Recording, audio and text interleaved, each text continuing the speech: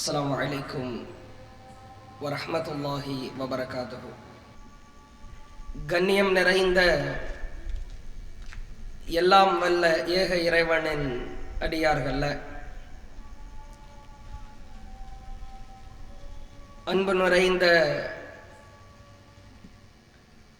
சகோதர சகோதரிகள, இஸ்லாமிய மார்க்கத்தை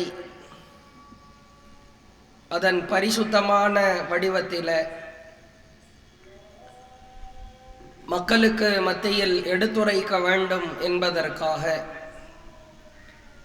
இந்நிகழ்ச்சி ஏற்பாடு செய்யப்பட்டிருக்கிறது. இந்த நல்ல தருணத்தில் சத்திய பாதையும் சமுதாயத்தின் நிலையும் என்கிற தலைப்பு தேர்வு செய்யப்பட்டிருக்கிறது. உலகத்தில் எத்தனையோ மதங்கள், கொள்கை, கோட்பாடுகள், சித்தாந்தங்கள் இருந்தாலும் இறைவனால் கண்ணியப்படுத்தப்பட்ட, இறைவனின் பேரருளை பெற்றிருக்கிற மகத்துவம் நிறைந்த மார்க்கமாய் இஸ்லாமிய மார்க்கம் திகழ்வதை நாம் பார்க்கிறோம்.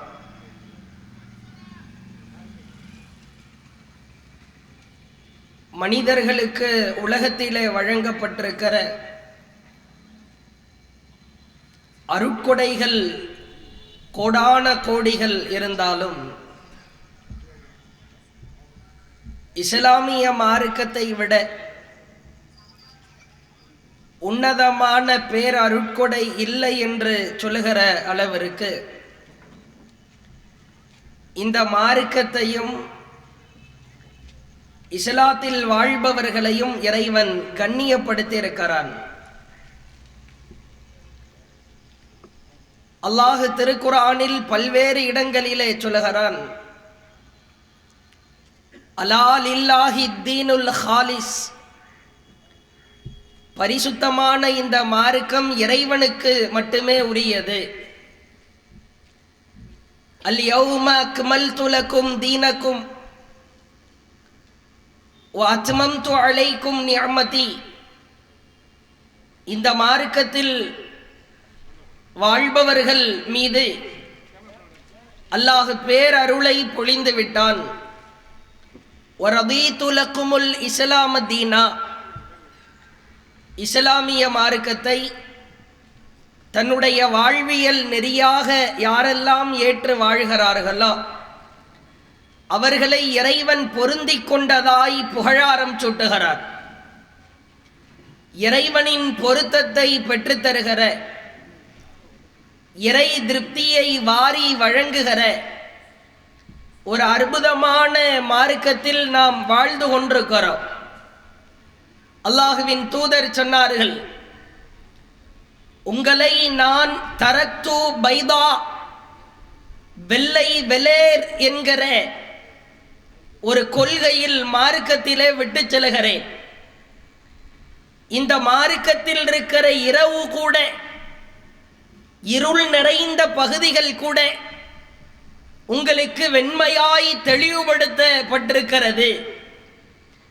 எந்த குழப்பமும் இல்லாத, கருத்து வேறுபாடுகளுக்கு இடமில்லாத ஒரு அற்புதமான கொள்கையை, மார்க்கத்தை உங்களுக்கு நான் தந்திருக்கிறேன் என்று அல்லாஹுவின் தூதர் அவர்கள் மிக தெளிவாய் நமக்கு கிடைக்கப்பட்டிருக்கிற இஸ்லாமிய மார்க்கம் குறித்து விளக்கியிருக்கிறார்கள். இந்த சத்திய பாதையிலே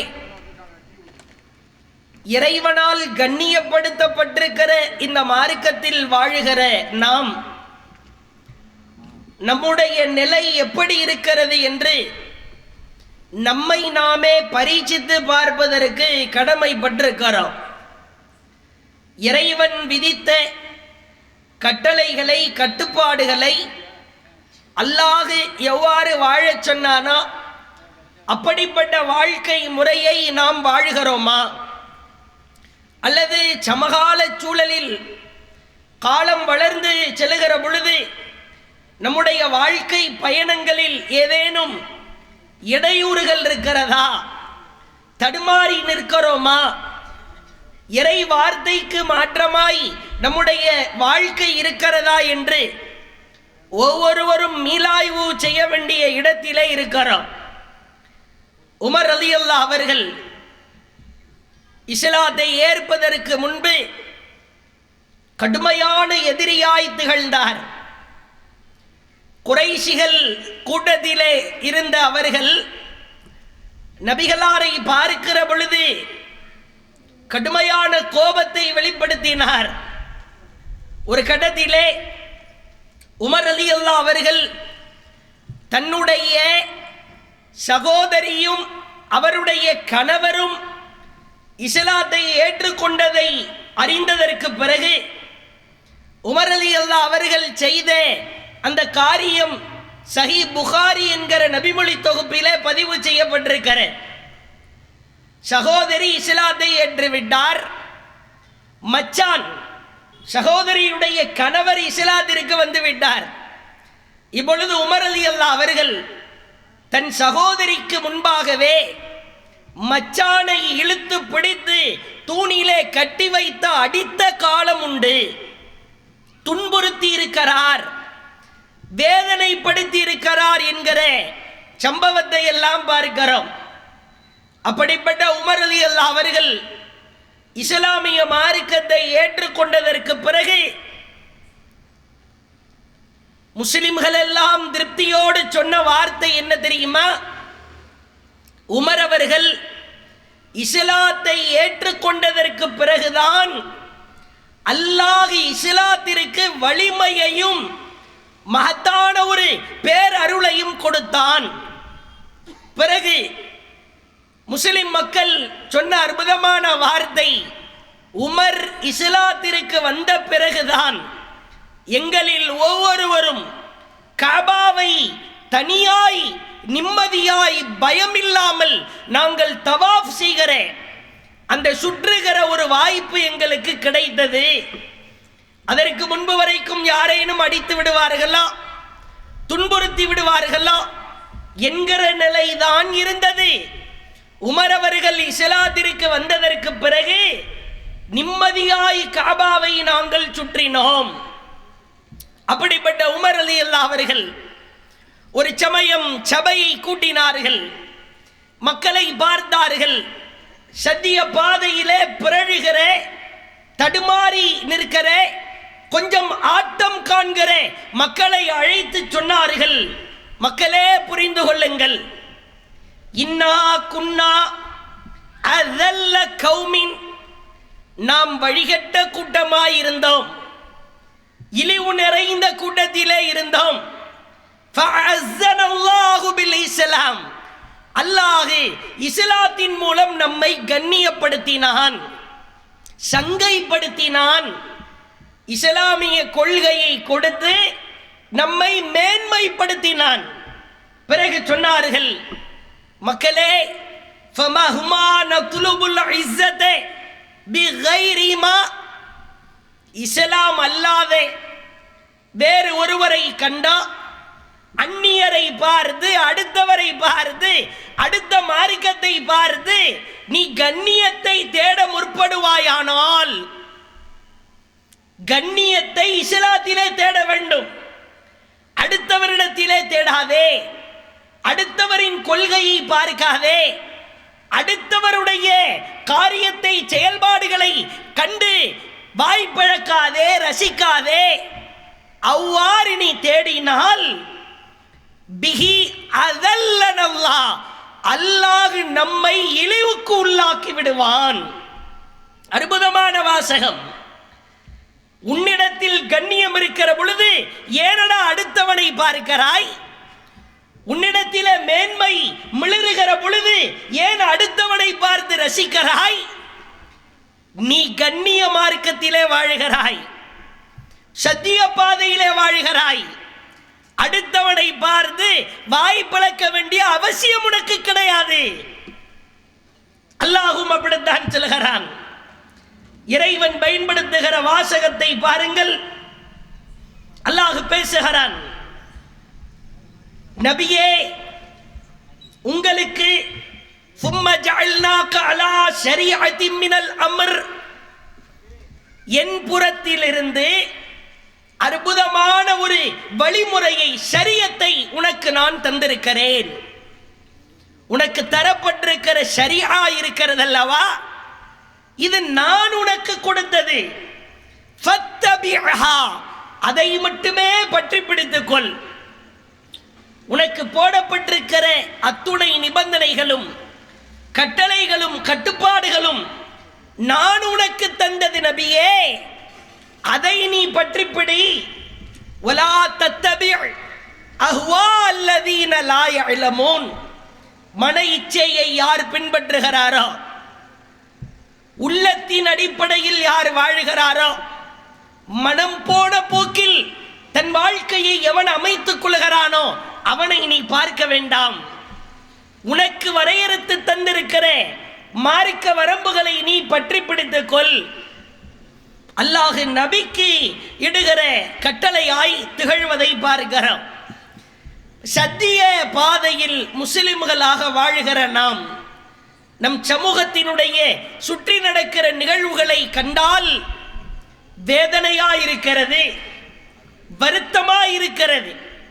ஒவ்வொரு ஊரிலும் குறிப்பிட்ட நபர்கள் இறைவன் தந்திருக்கிற வகுத்து வழங்கியிருக்கிற இந்த இஸ்லாத்திற்கு மாற்றமாக தங்கள் வாழ்க்கையை அமைத்துக் கொள்வதை பார்க்கிறோம்.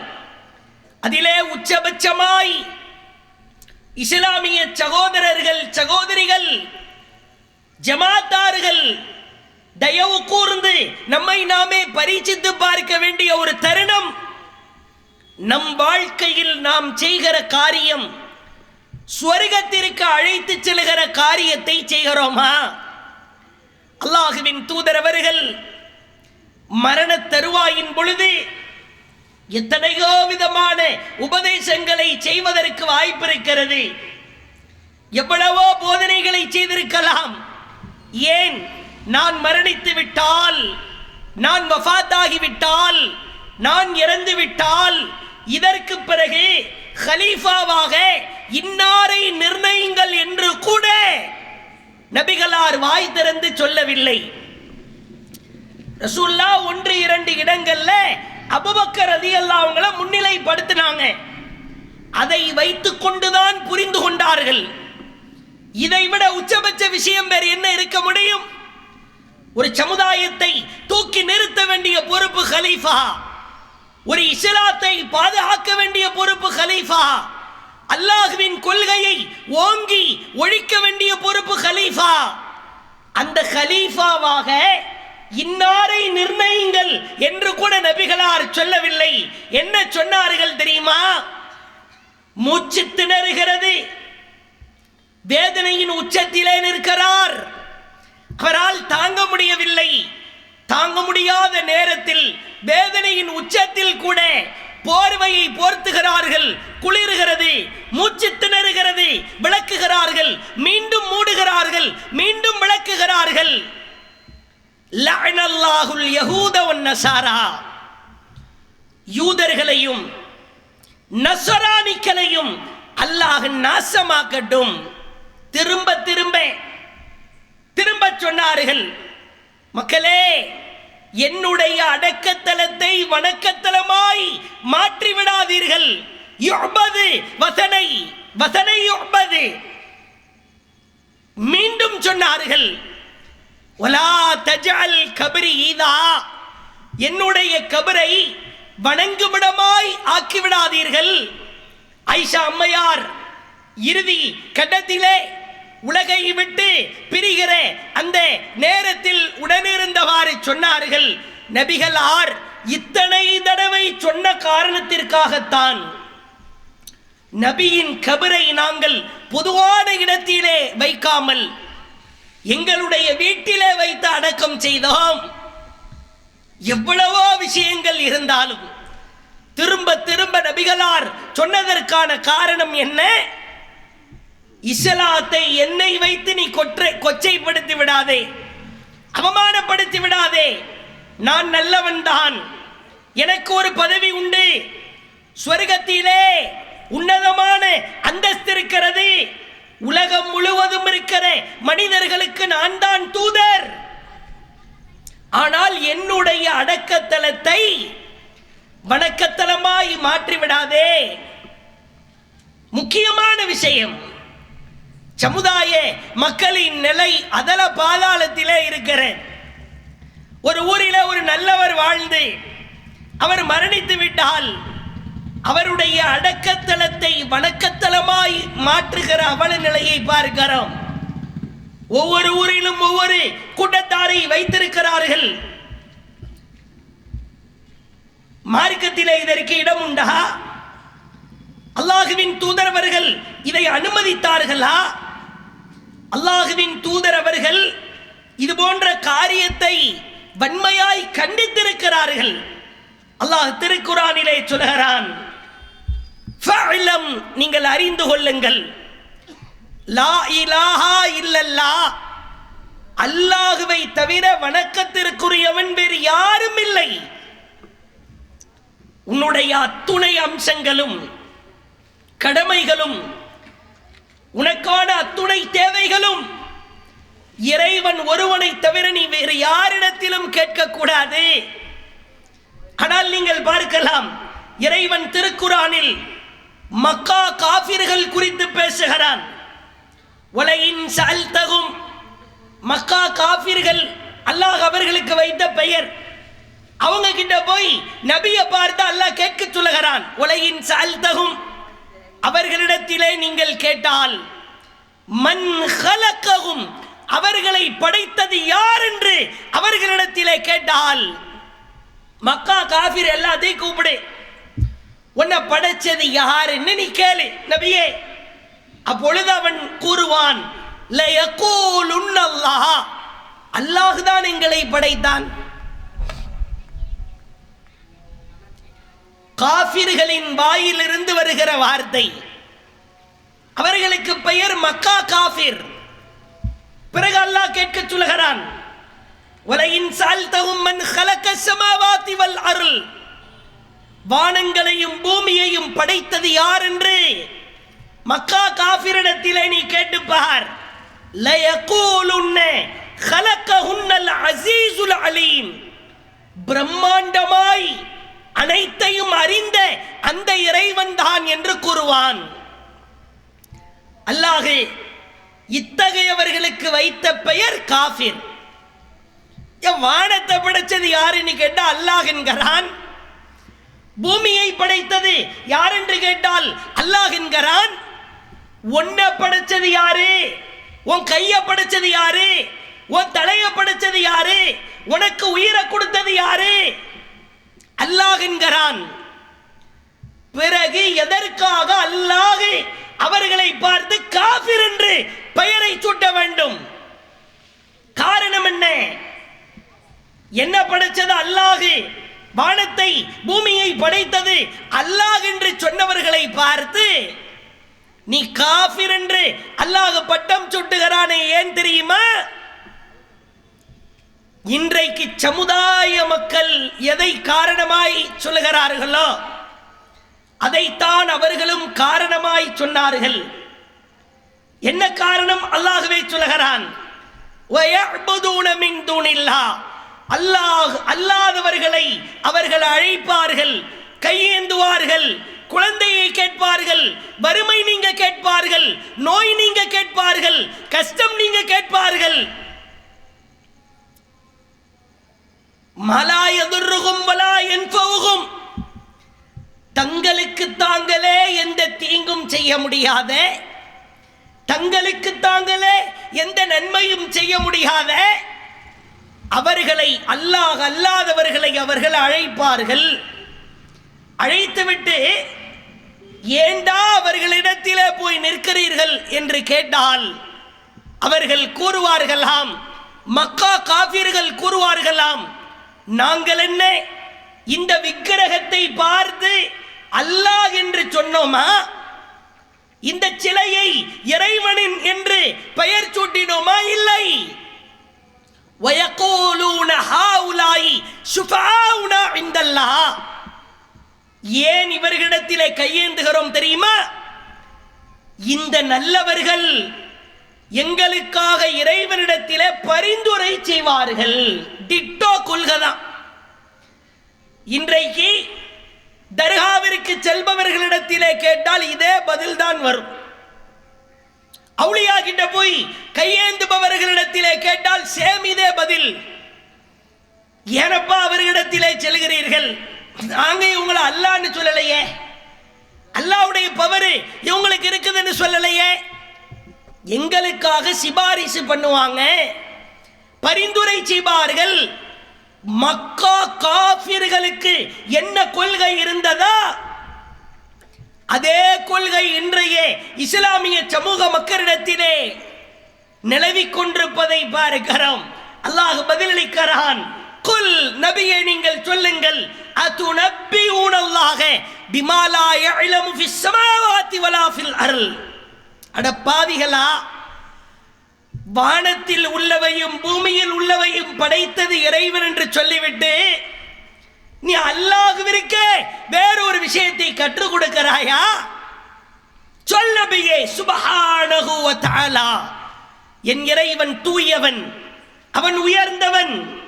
அம்மா யுஷ்ரிகூன், நீ இணை கற்பிப்பதை விட்டும் என் இறைவன் தூயவன் என்று சொல். சற்று ஆழமாய் சிந்தித்து பாருங்கள். ஒவ்வொரு ஊரிலும் ஒவ்வொரு தர்காக்களை வைத்துக் கொண்டு அவுலியா என்கிற பெயரால் செய்கிற காரியத்திற்கும் இஸ்லாத்திற்கும் சம்பந்தம் உண்டா?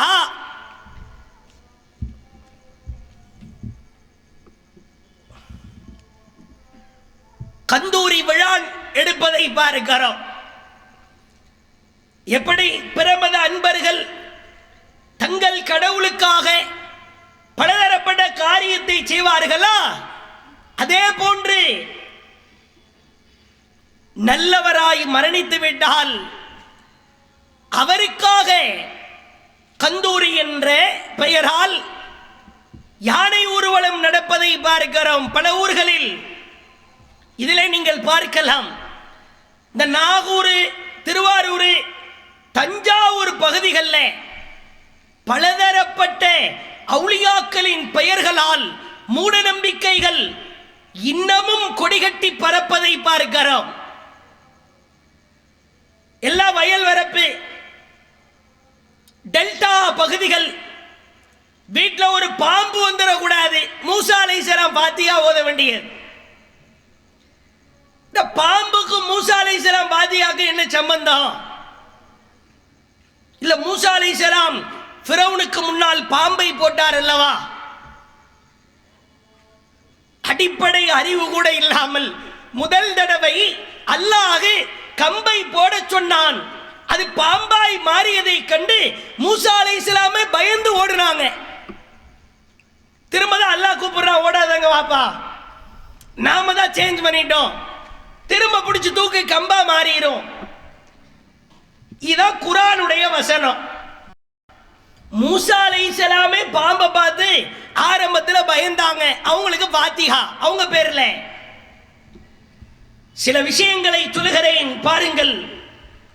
நம்முடைய இந்த சுற்றி இருக்கிற பகுதிகளில் மட்டும் இஸ்லாமிய மார்க்கத்தை அவமானப்படுத்துகிற வேலையை இஸ்லாமிய மக்கள் எவ்வளவு தூரம் செயல்படுகிறார்கள் என்பதற்கான சான்று இதே தஞ்சை பகுதிகளில் தான்.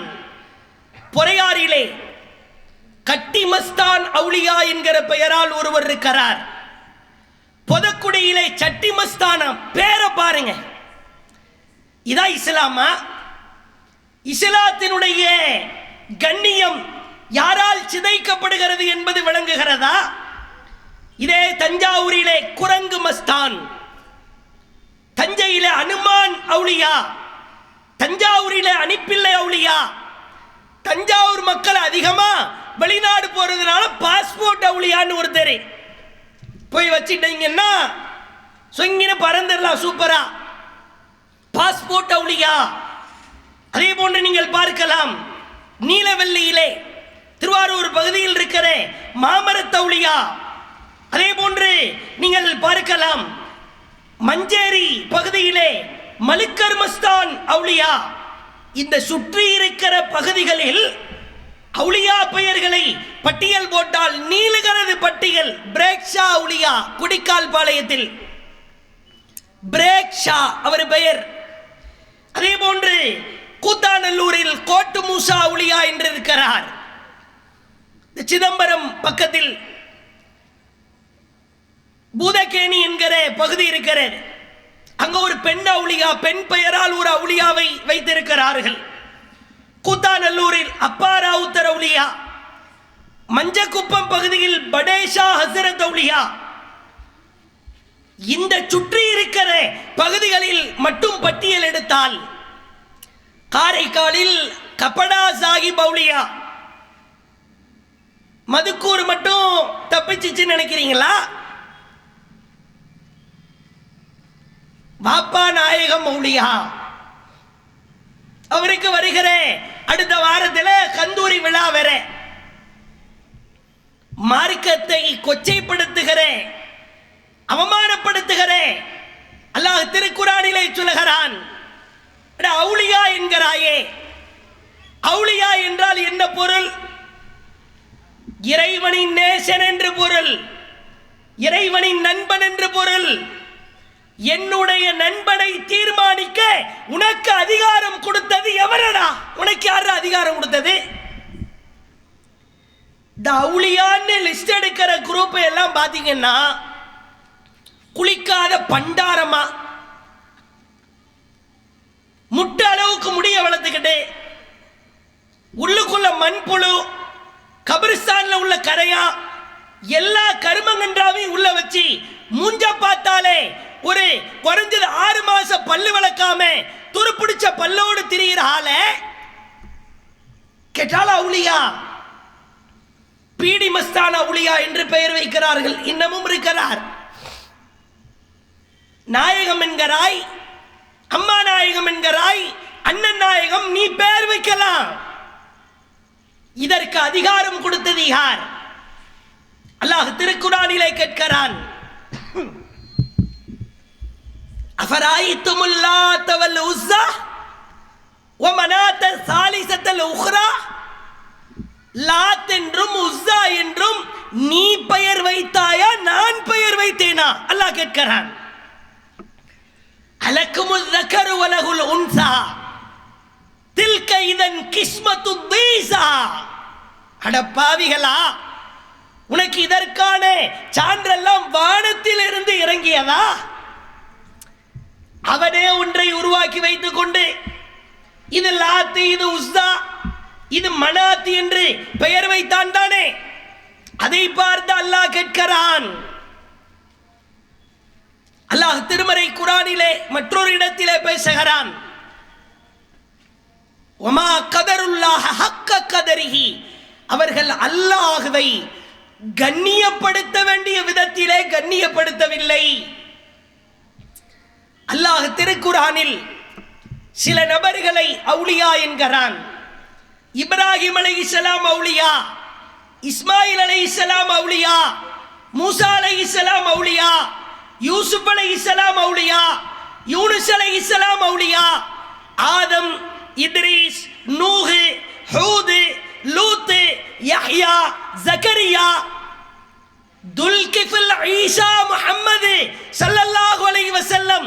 இப்படி குர்ஆனில் சொல்லப்பட்டிருக்கிற 25 நபிமார்களும் அவுலியா. அல்லாஹ்வே சொல்லிவிட்டான். இவர்களை தாண்டி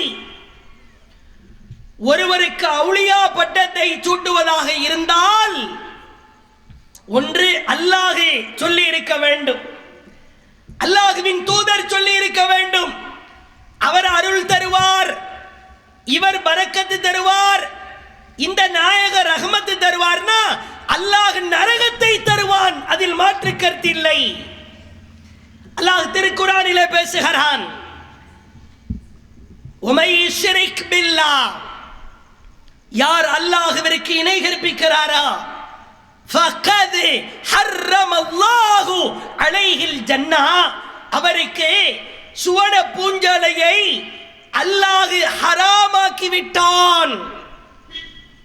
ஹராம் என்கிற வார்த்தைக்கு முஸ்லிம்களுக்கு டெஃபினிஷன் விளக்கம் சொல்ல வேண்டிய தேவை இருக்க. ஹராம்னா என்னன்னு தெரியும்.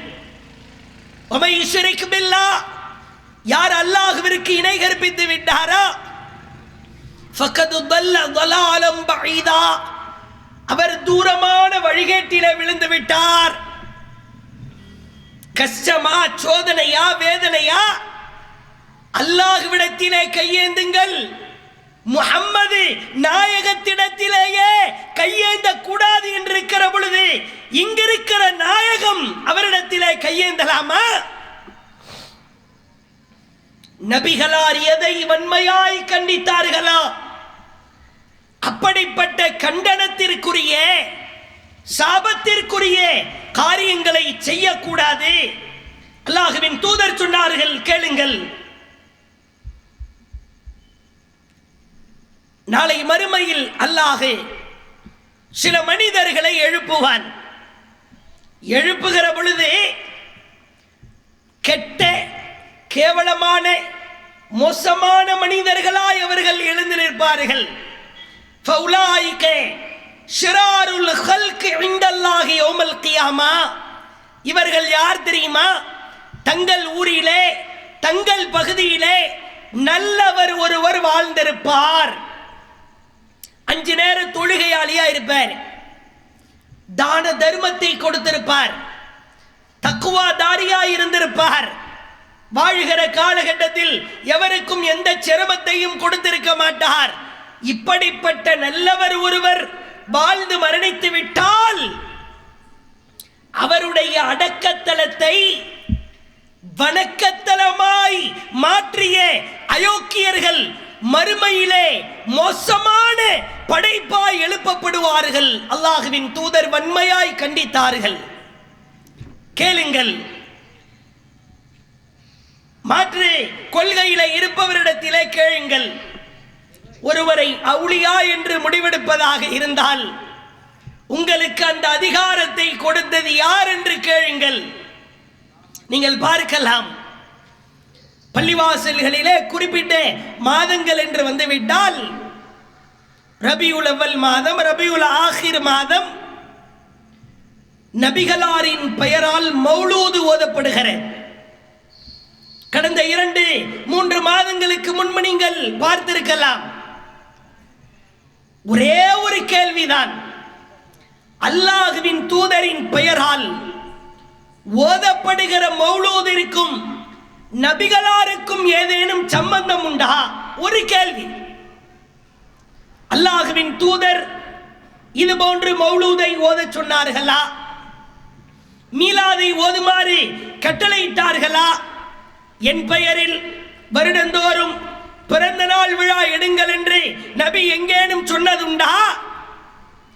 அல்லாஹ்வின் தூதர் சொல்லாத ஒரு காரியத்தை மீலாது, மௌலூது என்கிற பெயரால் சமூகத்தில் அரங்கேற்றுவதை பார்க்கிறோம். மௌலூதினுடைய வாசகங்கள் நச்சு கருத்துக்கள் தான். ஏன் திரும்ப திரும்ப இதை பதிவு செய்கிறோம்?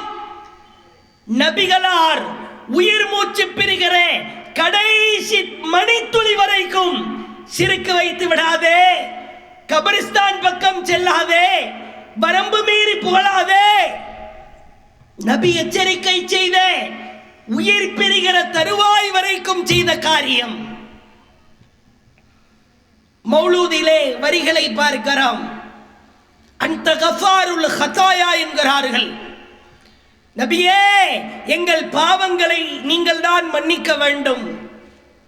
பள்ளிவாசலில் அமர்ந்து கொண்டு அல்லாஹ்விற்காகத்தான் இந்த பள்ளியை கட்டி வைத்திருக்கிறோம், வேறு யாருக்காகவும் இல்லை, அல்லாஹ்வை மட்டுமே அழைப்போம் என்பதற்காக கட்டப்பட்ட பள்ளிவாசலிலே அமர்ந்து கொண்டு அந்த கஃபாருல் ஹதாயா, நீங்கள் தான் எங்கள் பாவங்களை மன்னிக்க வேண்டும், வஅன்த சத்தாருல் மசாவி, எங்கள் குறைகளை மறைக்கிற நாயகமே.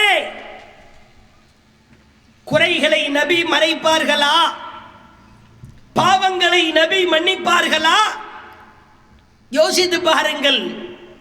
சத்திய பாதையை குழி தோண்டி புதைக்க செய்கிற காரியம். அல்லாஹ்வின் தூதரே கெஞ்சினார்கள்.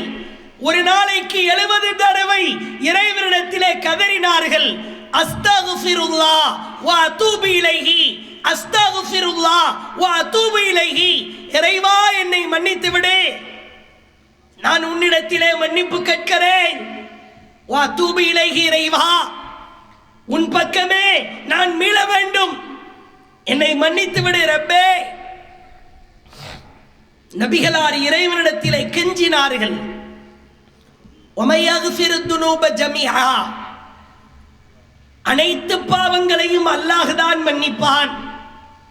ஒமையக்ஃபிரு துனூப இல்லல்லாஹ், அல்லாஹ்வை தவிர பாவத்தை மன்னிப்பவன் எவனா இருக்கிறான்? அல்லாஹ் கேட்கிறான்.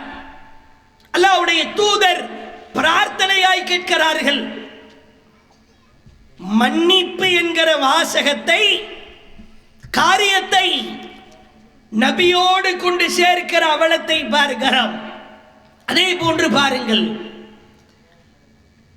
இன்றைய சூழலிலும் கூட பல ஊர்களிலே திருமணம் என்று வந்துவிட்டால் திருமணத்தின் பெயரால் அடிக்கிற கூத்துக்கள் என்ன, கும்மாளங்கள் என்ன, மூட நம்பிக்கையின் உச்சமாய் திகழ்கிறது. திருமண பேச்சு எடுத்ததிலிருந்து முடிக்கிற வரைக்கும், அதற்கு பிறகும் கூட திருமணத்தின் பெயரால் நடக்கிற அனாச்சாரங்கள், மூட நம்பிக்கைகள் மார்க்கத்தை, சத்திய பாதையை வழிதவறச் செய்கிறது. அல்லாஹ்வின் தூதர் சொன்னார்கள், கைருன் நிக்காஹ், திருமணத்திலேயே சிறந்த திருமணம் ஐஷருகு, எளிமையாய் நடத்தப்படுகிற திருமணம் தான். மண்டபத்திலே நடத்தி ஆடம்பரத்தை காட்டாதே, ஆயிரக்கணக்கான நபர்களுக்கு விருந்து போட்டு அல்லாஹ்வுடைய அருளை இழக்காதே, வீண்வரையம் செய்து அந்த புதுமண தம்பதிகளுக்கு இறைவனின் அருள் கிடைக்க விடாமல் தடுத்து விடாதே. திருமணம் என்றால் எளிமையாய் நடத்தப்பட வேண்டும். நிச்சயதார்த்தத்திலிருந்து, நிச்சயதார்த்தம் என்கிற பெயரால் மார்க்கத்திலே உள்ளதா? எவ்வளவு மூட நம்பிக்கைகள்! அல்லாஹ்வின் தூதரவர்கள் மூட நம்பிக்கைகளை ஒழித்து கட்டினார்கள். நம்முடைய சுற்றி இருக்கிற பகுதிகளிலே பார்க்கலாம். பெண்ணு பேசுறதுக்கு பெண்ணு வீட்டுக்கு போயிருப்பாங்க. போனா ஓரளவு பெண்ணு பிடித்து போயிரும். அந்த பெண்ணை திருமணம் முடிக்க வேண்டிய பேச்சுவார்த்தை நடக்கிறதுக்கு முன்னாடி வீட்டில் இருக்கிற ஒரு பெரியவர் எழுந்திருச்சு நிற்பார், அல்லது ஒரு பெரிய பாட்டி எழுந்திருச்சு நிற்கும். வீட்டில் இருந்து வரும்போதே பாக்கெட்ல கையில சர்க்கரையை மடிச்சு எடுத்துட்டு வந்திருப்பாங்க. சர்க்கரை எடுத்துட்டு வாங்கம்பாங்க, சுகர். இங்கே பெண் வீட்டில் இருந்து சர்க்கரை கொண்டு வரப்படும். அப்படியே மேலே தூக்கி காமிச்சு பிஸ்மில்லான்னு அதுக்கு ஒரு ஃபாத்தியாவை போட்டு 2 சர்க்கரையும் கலக்கிறோம். ஒரு பெரிய காவிரி ஆற்றை தமிழ்நாட்டு பக்கம் கலந்து விடுறாரு. மக்களுக்கெல்லாம் ரொம்ப பயனுள்ள வகையில் சர்க்கரை கலப்பு, சம்மந்தி கலப்பு என்று இன்றைக்கும் இருப்பதை பார்க்கிறோம். உதாரணத்திற்கு சொல்கிறேன், ஆரத்தி எடுக்கிற கலாச்சாரம் இஸ்லாத்தில் உண்டா? ஆரத்திக்கும் இஸ்லாத்துக்கு என்னப்பா சம்பந்தம்? ஆரத்தி எடுக்க வேண்டியது, அதுல வத்தப்பொடி, மஞ்சப்பொடி, ஆச்சி மசாலா, கொஞ்சோண்டு எலுமிச்சை பழம் எல்லாத்தையும் கலந்து சுத்த வேண்டியது. அப்புறம் காரி துப்ப சொல்ல வேண்டியது. அதுல இருந்து ஒரு 500 ரூபா நோட்டை போட்டு, இதுவெல்லாம் நம் சமூகத்திலே இருக்கிறதா இல்லையா? இன்றைக்கும் பெரும்பான்மையான பெண்கள் கருகமணி, கரிசமணின்னா அவ்வளவுதான். அது ஒரு கயிறு மாதிரி இருக்கும். தண்ணி பட்டு பட்டு அந்த கயிறு அருந்து போகிற வாய்ப்பு உண்டு. ரோட்ல நானே நடந்து போயிட்டு இருக்கிறேன். கல்லு தடிக்கு காலில் கிடக்கிற செருப்பு அருந்துருச்சு, செருப்பு பிஞ்சு போயிருச்சுன்னு சொல்லுவோம். உலக வழக்கம் தான். மேலே போயிட்டு இருக்கிறேன், வயறு அருந்துருச்சுன்னா வயறு அருந்து போச்சு பிஞ்சு போச்சுன்னு சொல்லுவோம். இந்த கருகமணி கயிறு அருந்து போச்சுன்னா, பிஞ்சு போச்சு அருந்து போச்சுன்னு சொன்னா வாயில் அடின்றுவாங்க. கருகமணி பெருகி விட்டதுன்னு சொல்லணுமா? ஏண்டா பிஞ்சு போனது எப்படிடா பெருகும்? பிஞ்சு போனுச்சுன்னா பிஞ்சு போச்சுன்னு தானே சொல்ல முடியும். எவ்வளவு மூட நம்பிக்கைகள் தெரியுமா? நல்ல நேரம் பார்ப்பது, கெட்ட நேரம் பார்ப்பது மார்க்கத்திலே உண்டா? அதை அப்படியே கொஞ்சம் மாற்றி முபாரக்கான வேலை, முசீபத்தான வேலை. அல்லாஹ் கடுமையாய் டென்ஷனாகி கோபப்பட்டு பேசுகிற நிகழ்வில் ஒன்று, ஆதமின் மகன் காலத்தை திட்டுகிறான். அனத்தஹர், நான் தான் காலமாயிருக்கிறேன், இரவு பகல் என் கைவசம் இருக்கிறது. அல்லாஹ்வின் தூதர் இறுதி பேருரை ஹஜ்ஜத்துல் வதா, அல்லாஹ்வின் தூதர் அவர்கள் பேசி முடிக்கிற தருணம் மக்களை அழைத்து சொன்னார்கள், அலா, மக்களே அறிந்து கொள்ளுங்கள், இன்னக்குள்ள அல அமரில் ஜாஹிலியா, ஜாஹிலியா காலத்து மூட நம்பிக்கைகள் அத்துணையையும் என் கால்களுக்கு கீழாய் தஹ்த கதமை நான் புதைத்து விட்டேன் என்றார்கள். இஸ்லாத்துக்கு அந்த மூட நம்பிக்கைக்கு சம்மதம் இல்லப்பா. அதே போன்று நீங்கள் பார்க்கலாம், அல்லாஹ்வை மட்டும் வணங்குவதற்காக கட்டப்படுகிற பள்ளிவாசல்கள், இறைவனை மட்டுமே வணங்க வேண்டும், சத்தியத்தை நிலைநிறுத்துவதற்காக, ஏகத்துவத்தை ஓங்கி முழங்குவதற்காக, இறைவனுக்காகவே கட்டப்படுகிற பள்ளிவாசல்கள். இஸ்லாமியர்களுக்கு ஒரு அடிப்படை விஷயம் புரியாமல், இஸ்லாமிய மார்க்கத்தினுடைய ஒரு சரியான புரிதல்கள் இல்லாமல் தேவையில்லாத மார்க்கத்திற்கு மாற்றமான காரியங்கள் அரங்கேற்றப்படுவதை பார்க்கிறோம்.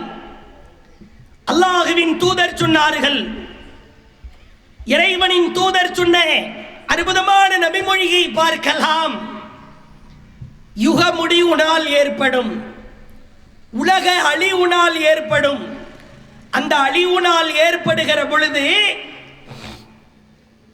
சிறு சிறு அடையாளங்கள், பெரிய அடையாளங்கள் என்று பலவிதமான அடையாளங்கள் நடைபெறும். அந்த அடையாளங்களில் ஒன்றுதான் பகட்டிற்காக, ஆணவத்திற்காக, பெருமைக்காக பள்ளிவாசல்களை கட்டுகிற ஒரு காரியம் நடந்தால் யுக முடிவு நாளை நீ எதிர்பார்க்கலாம். பள்ளிவாசல் மேடைகள், அதிலிருந்து ஒழிக்கப்படுகிற அந்த குழாயிலிருந்து, ஸ்பீக்கரில் இருந்து வெளியேற வேண்டிய வார்த்தைகள், திருக்குரான் போதனைகளை, திருத்தூதரின் வார்த்தைகளை கம்பீரமாய், உறுதியாய், உள்ளச்சத்தோடு, தைரியமாய், துணிச்சலாய் வெளிப்படுத்த வேண்டிய இடம்தான் பள்ளிவாசல். இசைக்கும் இஸ்லாத்திற்கும் சம்பந்தம் உண்டா? இசையை இஸ்லாம் ஆதரிக்கிறதா? இப்படி எல்லாம் நாம சொன்னோம்னா இப்ப ரெண்டு குரூப்பா சமகாலத்தில் ரெண்டு குரூப்பாக பிரிந்து நிற்கிறார்கள். ஒன்று மாடர்ன் முஸ்லிம்,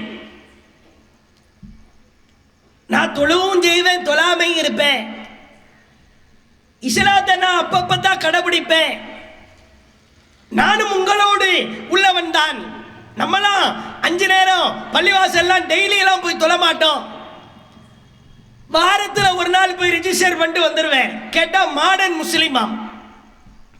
சிகரெட் பிடிப்பார், மது குடிப்பார், வட்டி வாங்குவார், வரதட்சணை கல்யாணம்னா முதலா உட்கார்ந்து சோற தின்றுவாரு. நம்ம எம்மதமும் சம்மதம் தான். 5 ஒரு நபர்கள், ஒரு சாரார் இஸ்லாத்தை சரியாய் கடைபிடித்தால் அவர்களுக்கு வைக்கிற பெயர் ஃபண்டமெண்டல் முஸ்லிம், அடிப்படைவாதி. இஸ்லாத்தில் ஏண்டா இவ்வளவு தீவிரமா இருக்கிறேன்? நான் ஈமானிலே உறுதியோடு இருக்கிறேன் என்று சொல்வதை அவமானமாய் பார்க்கிறார்கள் சில முஸ்லிம்கள். இதில் என்ன வெட்கம் இருக்கிறது? என் இஸ்லாம் இதை போதிக்கவில்லை, என் மார்க்கம் இதை கற்றுத்தரவில்லை. என் மார்க்கம் பரிசுத்தமான மார்க்கம். நான் தான், நீதான். நான் இரண்டரை கலக்க மாட்டேன். இஸ்லாத்தில் நல்ல முன்னேற்றத்துக்கு தடையெல்லாம் கிடையாது.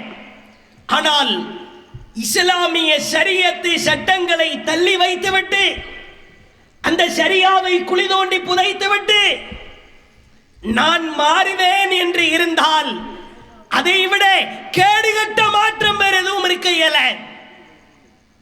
ஷரியாவை, ஷரியத்து சட்டங்களை, இறைவனின் போதனைகளை, இறை தூதரின் போதனைகளை தூக்கி வீசி எறிகிற அவலம் சமூகத்திலே நிலவுவதை பார்க்கிறோம். சில பேர் கேலி செய்வார்கள், கிண்டல் செய்வார்கள்.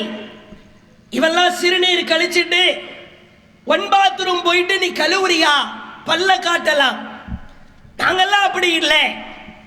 துணிச்சலோடு சொல்ல வேண்டும், நான் வழக்கறத்தால் என் மறை உறுப்பை கூட தொடக்கூடாது என்று சொன்ன மார்க்கம் இஸ்லாம்.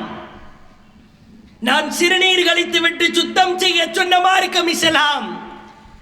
என் மீசையை கத்தரிக்க செய்து தாடியை வளர சொன்ன மார்க்கம் இஸ்லாம். 40 நாட்களுக்குள்ளாக என் உடலிலே ஆங்காங்கே இருக்கிற முடிகளை அகற்ற சொன்ன மார்க்கம் இஸ்லாம். தைரியமா துணிச்சலாய் சொல்ல வேண்டும். சில மடையர்களுக்காக, புரியாதவர்களுக்காக என் நபியின் சுன்னாவை நான் ஒருபோதும் விட்டுக் கொடுக்க மாட்டேன். இவ்வளவு துணிச்சல் மிக்க இஸ்லாமியர்களை தான் இஸ்லாம் விரும்புகிறேன். சமீபத்திலே நீங்கள் பார்க்கலாம், நடுநிலையோடு சற்று பொறுமையா யோசித்து பாருங்கள். அல்லாஹ்வின் தூதர் அவர்கள் வன்மையாய் கண்டித்தார்கள். உங்களை அல்லாஹ் குரங்குகளாய், பன்றிகளாய் மாற்றுகிற காலம் வரும் என்றார்கள். நபி தோழர்கள் அச்சமுற்றி கேட்டார்கள், அப்படியா? ஏன் அல்லாஹ்வின் தூதரே? அல்லாஹ் எதை தடுத்திருக்கிறானோ அப்படிப்பட்ட காரியத்தை யார் செய்கிறாரோ? அல்லாஹ் விபச்சாரத்தை தடுத்திருக்கிறான், மதுவை தடுத்திருக்கிறான், பட்டை தடுத்திருக்கிறான், பட்டாடையை, இசையை தடுத்திருக்கிறான். இசை கருவிகள் இஸ்லாத்திலே அனுமதிக்கப்பட்டதாகாது. மேலதாளங்கள், மத்தளங்கள், பீப்பி ஊதுறது, புல்லாங்குழல், வயலின் வாசிக்கிறது, இதற்கும் இஸ்லாத்திற்கும் சம்பந்தம் இல்லை. ஒருவேளை இசை கருவிகளை யார் ஆகுமாக்குகிறாரா அவரை அல்லாஹ் குரங்குகளாய், பன்றிகளாய் மாற்றுவதாய் அல்லாஹ்வின் தூதர் கடுமையாய் எச்சரிக்கை செய்தார்கள். இதை சொன்ன அடிப்படைவாதின்னு சொல்லுவாங்க. நீ என்ன வேண்டுமானாலும் சொல்லிவிட்டு போ, என் மார்க்கத்திலே என்ன இருக்கிறதா அதை வளைத்து நெளித்து மனம் கோணாமல் உங்களிடத்தில் சொல்வதற்கு அல்லாஹ்வின் தூதர் அப்படியெல்லாம் கட்டளையிடவில்லை. சற்று ஆழமாய் சிந்தித்து பாருங்கள். பள்ளிவாசல் மனாராக்கள் ஓங்கி உயர்ந்து நிற்பதை அல்லாஹ் பார்க்கிறானா? அது எவ்வளவு பணத்திற்கு கட்டப்பட்டிருக்கிறது என்பதை அல்லாஹ் பார்க்கிறானா? அங்கே போடப்பட்டிருக்கிற டைல்ஸ் என்ன, அதனுடைய நீளம் என்ன, அதனுடைய அகலம் என்ன, இதை அல்லாஹ் பார்க்கிறானா?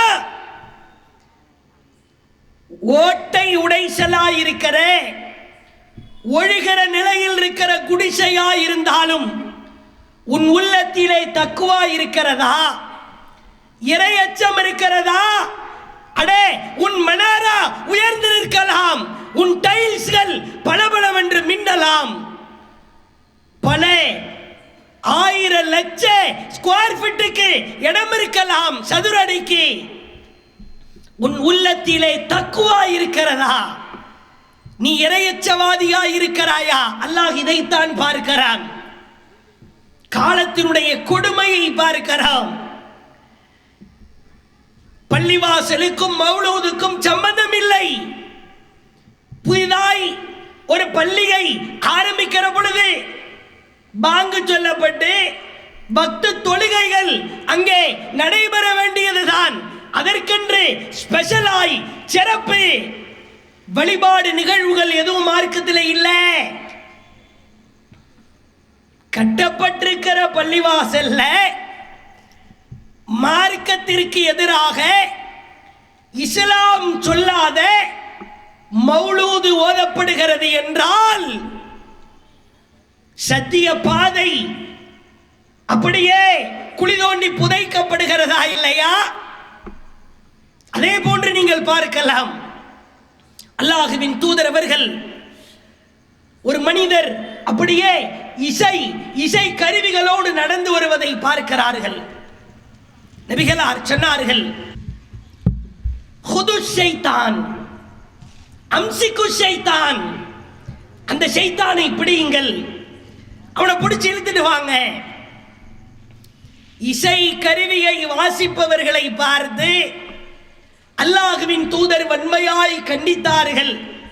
பிறகு சொன்னார்கள், உன்னுடைய உள்ளம், உன்னுடைய வயிறு கவிதையால் நிரம்பி இருப்பதை விட, பாடலால் நிரம்பி இருப்பதை விட, உன் உடலிலே காயம் ஏற்பட்டால் அந்த காயத்திலே தண்ணீர் பட்டு புண்ணாகி அதிலிருந்து சீலும் சலமும் வடியும் தானே, அந்த சீல் சலத்தால் உன்னுடைய உள்ளத்தை நிரப்பிக் கொள்வது சிறந்தது. இஸ்லாமிய மார்க்கத்தை அவமானப்படுத்துகிற வேலையை நாம் செய்யக்கூடாது. அந்நியனை பார்த்து சமரசம் செய்து கொள்கிற ஒரு மார்க்கத்திலே நான் இல்லை. பிறருக்கு எடுத்து சொல்ல வேண்டும், என் மார்க்கம் இப்படி கற்றுத்தருகிறது. இந்த பள்ளி பலதரப்பட்ட மக்களை அரவணைக்கிற பள்ளி, பாதுகாப்பு மையமாய் விளங்குகிற பள்ளி, மருத்துவத்திற்காக இல்லாத வீடு இல்லாதவருக்காக அடைக்கலம் வாழ்வாதாரத்தை கொடுக்கிற பள்ளி, அது தனி. இஸ்லாத்தை கொச்சைப்படுத்துகிற வகையில் இசை கச்சேரிகள், மேளதாளங்கள், மார்க்கத்திற்கும் இதற்கும் எல்முனை அளவு சம்பந்தம் கூட கிடையாது. பகட்டுக்காக, பெருமைக்காக ஒரு பள்ளியை கட்டுவதை அல்லாஹ் விரும்புவதில்லை. அல்லாஹ்வின் தூதர் சொன்னார்கள், மம்பனா மஸ்ஜிதன் லில்லாஹி யப்தகி பிஹி வஜ்ஹில்லாஹ், அல்லாஹ்வின் திருமுகத்திற்காக யார் ஒரு பள்ளியை கட்டுகிறாரோ, பனல்லாஹு லஹு பைத்தன் ஃபில் ஜன்னா, அவருக்கு அல்லாஹ் ஸ்வர்க்கத்திலே ஒரு மாளிகையை கட்டி எழுப்புகிறான். பள்ளிவாசல் ஜமாத்தார்களே, நிர்வாகிகளே, இஸ்லாமிய மார்க்கத்தை கொச்சைப்படுத்திவிட்டு இஸ்லாமிய மார்க்க சட்டங்களை குழி தோண்டி புதைத்து விட்டுத்தான் நீங்கள் மற்றவர்களை அரவணைப்பீர்களா? இதற்கு பெயர் அரவணைப்பா? என் மார்க்கம் அவமானப்பட்டாலும் பரவாயில்லை, என் மார்க்க சட்டங்கள் மீறப்பட்டாலும் பரவாயில்லை, நான் அரவணைக்கத்தான் செய்வேன். இப்படிப்பட்ட அரவணைப்பை இஸ்லாம் விரும்புகிறதா? பள்ளிவாசலில் பொறுப்பாளராக இருக்கிற அந்த அஜரத்துக்கு தெரியாதா? ஆலிம்சாக்கு தெரியாதா? இசை ஹராம், மேலதாளம் ஹராம், கையெடுத்து கும்பிடுவது ஹராம், வணக்கம் சொல்வது ஹராம், உறுதியாய் துணிச்சலாய் எடுத்து சொல்ல வேண்டிய இடத்திலே இருக்கிறே அந்த மார்க்க அறிஞரை அல்லாஹ் கேள்வி எழுப்ப மாட்டானா? அதே போன்று நீங்கள் பார்க்கலாம், நாம எந்த ஒரு சத்திய கருத்தை எடுத்து சொன்னாலும் அதை எதிர்க்கிற உலமா சபையினர் என்று ஒரு கூட்டம் இருக்கிறார்கள். அவர்கள் இதற்கு ஃபத்வாவை கொடுப்பார்களா? மார்க்கத்திலே இது போன்று பள்ளிவாசல்களுக்குள்ளாக கச்சேரிகள் நடத்தப்படும், அதற்கு அனுமதி அல்லாஹ்வுடைய தூதர் இசைக்கு அனுமதி கொடுத்தார்கள். நீங்கள் எல்லாம் எங்கே சென்றீர்கள்? இந்த உலமா சபையினர் எல்லாம் அல்லாஹ்விற்காக பல கோடிகளை செலவு செய்து கட்டப்பட்ட பள்ளிவாசலில் இப்படி அனாச்சாரங்களை செய்தால் அல்லாஹ் அதை ஏற்பானா? ஒருபோதும் அல்லாஹ் ஏற்க மாட்டான். வீண் விரயம் செய்வோர் ஷைத்தானுடைய உடன் பிறந்த சகோதரன் என்று அல்லாஹ் குர்ஆனிலே சொல்கிறான். ஊர் முழுக்க பேனர்கள். தக்குவா எங்கே? இஹ்லாஸ் எங்கே? உள தூய்மை எங்கே? பகட்டை காட்டலாமா? இறைவனுக்காக செய்யக்கூடிய காரியங்களில் பகட்டையா பெருமையா ஆணவத்தையா காட்டினால் அல்லாஹ் சும்மா விட மாட்டான். இப்ராஹிம் அலைஹிஸ்ஸலாம் உலக மாந்தர்கள் எல்லாம் வணங்க வேண்டிய, தவாப் செய்ய வேண்டிய, ருக்கு செய்ய வேண்டிய, சுஜூது செய்ய வேண்டிய அந்த கஅபாவை புனர் நிர்மாணம் செய்துவிட்டு அல்லாஹ்விடத்திலே கையேந்தினார்கள். ரப்பனா, எங்கள் இறைவா, தகப்பல் மின்னா, எங்களிடமிருந்து இந்த காரியத்தை ஏற்பாயாக இறைவா.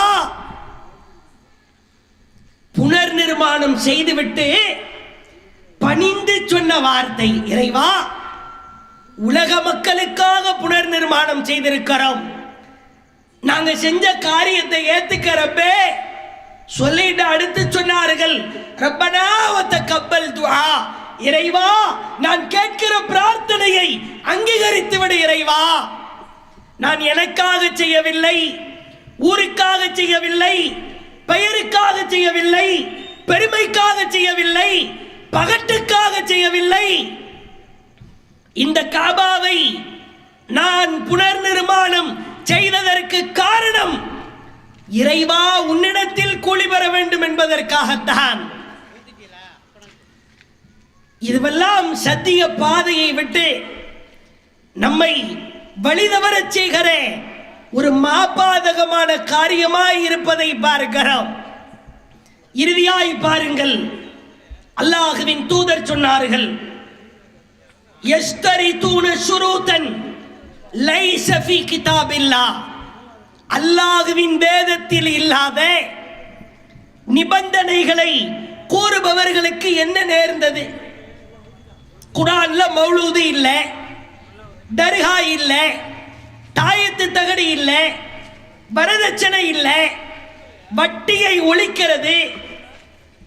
நீயாக ஒரு நிபந்தனையை போட்டு வைத்துக் கொள்கிறாய். மார்க்கத்தின் பெயரால் மூட நம்பிக்கைகளை புகுத்துகிறாய். இவர்களுக்கு என்ன நேர்ந்தது? சொல்லிவிட்டு அல்லாஹ்வின் தூதர் சொன்னார்கள், மனிஷ்தரத ஷர்தன் லைஸ ஃபீ கிதாபில்லாஹ், அல்லாஹ்வின் வேதத்தில் இல்லாத நிபந்தனையை யார் விதிக்கிறாரோ அந்த நிபந்தனை செல்லுபடியாகாது. குர்ஆன்ல இல்லாத கருத்தை சத்திய பாதைக்குள்ள திணிக்காத, தூதர் சொல்லாத கருத்தை சத்திய பாதைக்குள் புகுத்தாதே. சொல்லிவிட்டு சொன்னார்கள், நபியின் கூற்றை பிரதிபலிக்கும் விதமாக அம்மையார் ஆயிஷா சொன்னார்கள், வைனிஷ்தரத்த மியத்து ஷர்த்து வைனிஷ்தரத்த மியத்த ஷர்த்தின் ஷர்த்துல்லாஹி, அல்லாஹ்வின் வேதத்தில் இல்லாத நிபந்தனைகள் 100 நிபந்தனைகளாக இருந்தாலும் அது அல்லாஹ்வின் நிபந்தனைகளை, அல்லாஹ்வின் சொல்லை அது கட்டுப்படுத்தாதே. வேதத்தில் இல்லாத ரூல்ஸ் எல்லாம் போடாதே. சத்திய பாதைக்கு இதுதான் அளவுகோல். குர்ஆனில் இருக்கிறதா, தூதரின் கூற்றிலே இருக்கிறதா, தூதரின் வாழ்க்கையில் இருக்கிறதா, தூதரின் செயலிலே இருக்கிறதா? என் உயிரே போனாலும் அல்லாஹ்வின் வார்த்தையாக இருந்தால், அல்லாஹ்வின் தூதருடைய வாழ்க்கையாக இருந்தால், என் உயிரே போனாலும் அதை நான் செய்யாமல் இருக்க மாட்டேன். அல்லாஹ்வுடைய வார்த்தையில் இல்லை, தூதருடைய வாழ்க்கையிலும் இல்லை. ஒரு ஊரே சேர்ந்து செய்கிறார்கள், ஒரு கூட்டமே சேர்ந்து செய்கிறது. அப்படிப்பட்ட காரியத்தை என் இறைவன், என் தூதர் சொல்லாத காரியத்தை ஒரு கூட்டமே சேர்ந்து செய்தாலும் அந்த காரியத்தை நான் செய்ய மாட்டேன், என் உயிரே போனாலும். கழுத்திலே கத்தி வைத்து அறுத்தாலும் சரிதான். இஸ்லாமிய மார்க்கம் சத்தியே கொள்கை, சத்தியே பாதை தெளிவாய் இருக்கிறது. குர்ஆனின் படி, அல்லாஹ்வின் தூதரின் கூற்றுப்படி மிக தெளிவாய் இருக்கிற இந்த சத்திய பாதையில் பயணித்தால் மட்டுமே வெற்றி கிடைக்கும் என்பதை ஆழமாய் புரிந்து கொண்டு, சமகாலத்திலே நமது ஊரிலே நடக்கிற, நமது பகுதியிலே நடக்கிற, நமது உறவினர்கள், உற்றார், நண்பர்களுக்கு மத்தியிலே சத்திய பாதைக்கு மாற்றமான எந்த ஒரு காரியம் நடந்தாலும் அந்த காரியத்தை தயவு தாட்சண்யமின்றி தட்டி கேட்போம், எதிர்த்து நிற்போம். இறைவனின் உறுதியான பரிசுத்தமான மார்க்கத்தை ஓங்கி ஒழிப்போம். இந்த மார்க்கத்தை களங்கப்படுத்த யார் நினைத்தாலும் அதை களங்கப்படுத்த விடமாட்டோம் என்கிற முழக்கத்தை இந்த கூட்டத்தின் வாயிலாக நாம் சபதமேற்றுக் கொண்டு, சத்திய பாதையே என்னுடைய இம்மைக்கும் மறுமைக்குமான வெற்றி பாதை, சத்திய பாதையிலேயே வாழ்வேன், சத்திய பாதையிலேயே செத்து மடிவேன் என்கிற சபதத்தை ஏற்று வாய்ப்பளித்ததற்கு ஜஸாக்குமுல்லாஹு கைரா. வாஹிரு தஅவானா அனில் ஹம்துலில்லாஹி ரப்பில் ஆலமீன். அஸ்ஸலாமு அலைக்கும் வரஹ்மத்துல்லாஹி வபரகாத்துஹு.